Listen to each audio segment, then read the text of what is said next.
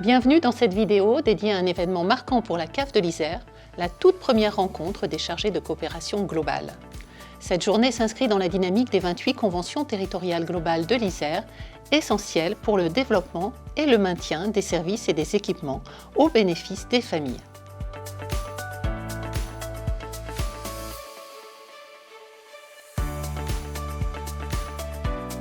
Dans le cadre des conventions territoriales globales, la CAF de l'Isère joue un rôle central. En cofinançant les chargés de coopération, elle contribue à l'animation de la vie sociale sur les territoires. Ces chargés, globaux ou thématiques, assurent un maillage précieux pour répondre aux besoins spécifiques des habitants. Déjà, je suis venu par curiosité et parce que je suis chargé de mission globale au sein de la communauté commune de l'Église-Yverdon.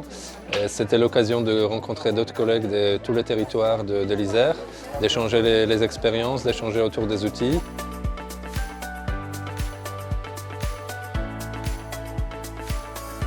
Un fil rouge structurant cette journée, les forums ouverts. Cette méthode participative permet à chaque participant d'être acteur, en choisissant les thèmes à explorer et en collaborant activement dans les 6 ateliers.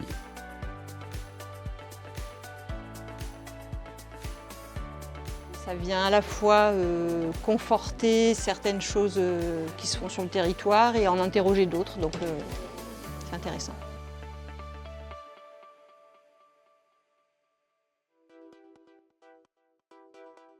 Cette première réunion marque une étape clé. Elle permet de poser les bases solides pour renforcer la coordination entre les niveaux territoriaux et départementaux, avec un accent particulier sur les projets de territoires sociaux et familiaux et le schéma départemental de services aux familles.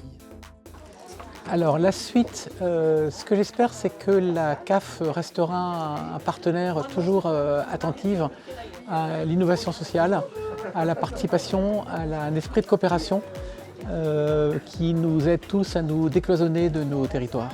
On a embarqué un certain nombre de partenaires avec nous. Il y a la mission locale, il y a le Pôle emploi, il y a la DSDEN qui est avec nous et le département. Et du coup, il y a cet enjeu à la fois effectivement de travailler en interne sur un certain nombre de sujets entre services et direction, CCASV et tout.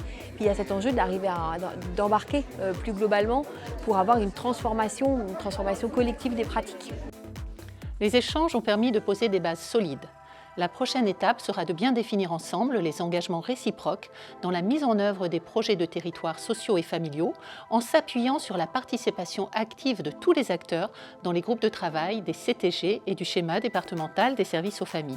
Cette journée marque véritablement une étape essentielle dans la dynamique de coopération.